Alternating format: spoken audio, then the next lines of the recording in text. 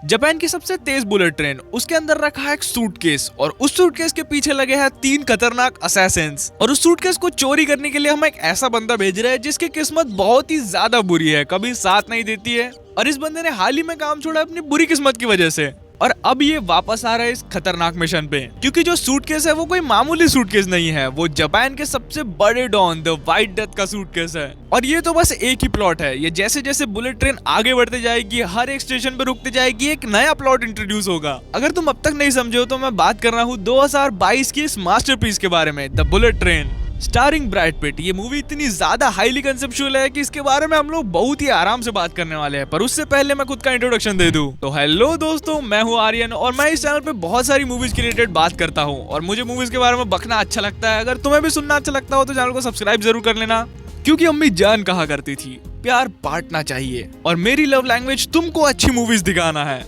बहुत ज्यादा फिल्मी हो गया। एनीवेज, वीडियो पे आगे बढ़ते हैं। देखो, ये मूवी बुलेट ट्रेन का कोर कंसेप्ट है मर्फीज लॉ। पर यारा तू तो मूवी सजेशन देने आया था ना, यहाँ मर्फीज लॉ कहाँ से घुस गया?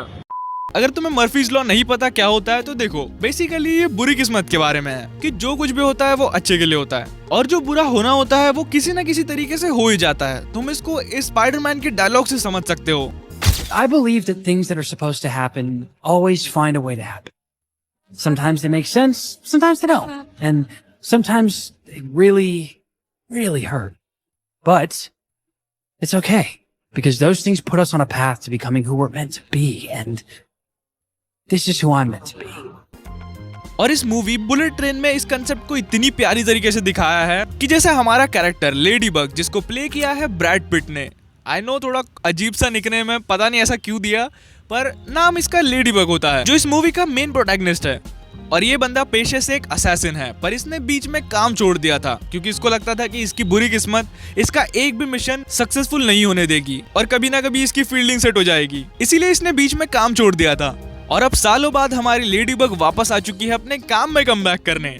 तो अब काम करे हुए बहुत साल हो गए, इसीलिए लेडी बग को एक सिंपल सा मिशन चाहिए होता है स्टार्ट में, और उसकी बॉस उसको दे भी देती है कि भैया तुम्हें बुलेट ट्रेन में जाना है और सूटकेस लेके आ जाना है। पर जैसे मैंने तुम्हें स्टार्टिंग में बताया है, इतना सिंपल नहीं है जितना साउंड कर रहा है। इस मूवी में ढेरों प्लॉट्स है, पर एक भी जगह तुम्हें बोर नहीं होगा या फिर ऐसा लगेगा कि सर के ऊपर से जा रही है, क्योंकि मूवी में बहुत ज्यादा जेनरिक कैरेक्टर्स है। एक एक कैरेक्टर से तुम्हें प्यार हो जाएगा और एक्शन तो यार इतना ज्यादा प्यारा है। इतने दिनों बाद इतना जेनरिक एक्शन देखा है, ऐसा लगता ही नहीं है कि कोई मूवी देख रहा हूँ, ऐसा लगता है कि आगे लड़ाई हो रही है और वही देख रहा हूँ। और तुम्हें एक फन फैक्ट बताओ तो ये 99% एक्चुअल एक्शन है, इसमें कोई भी CGI VFX वगैरह यूज नहीं किया है। हालांकि वो ट्रेन वाला सीन तो VFX है, पर जो 99% तुम एक्शन देखते हो वो रियल एक्शन है और इसके चक्कर में इसके एक्टर्स को हॉस्पिटल तक जाना पड़ा था। पर देखो, मूवी के मेन प्रोटैगनिस्ट पर आए तो इसकी पूरी जर्नी हमें मूवी में दिखाई जाती है कि कैसे वो खुद को एक्सेप्ट करता है, अपनी बुरी किस्मत को एक्सेप्ट करता है। और देखो, इसके पहले तुम मुझे पूछो कि मैं इसके कंसेप्ट के ऊपर इतना ज्यादा वेट क्यों दे रहा हूँ, मैं बता दूं, इसको जापानीज नॉवेल से उठाया गया है।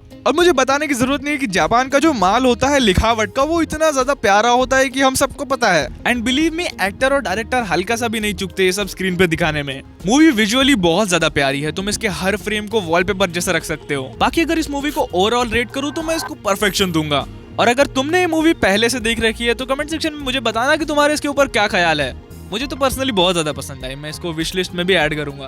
बाकी मैं चलता हूँ ऐसी और ढूंढने, अगर तुम्हें भी कोई पता है तो कमेंट सेक्शन में जरूर बताना, मैं उसके ऊपर भी वीडियो बनाऊंगा। बाकी मिलते हैं नेक्स्ट वीडियो में, तब तक के लिए अपना ख्याल रखना और चैनल को सब्सक्राइब करना, और हाँ, मूवीज देखते रहो यार। अच्छा चलता हूँ, दुआओं में याद रखना।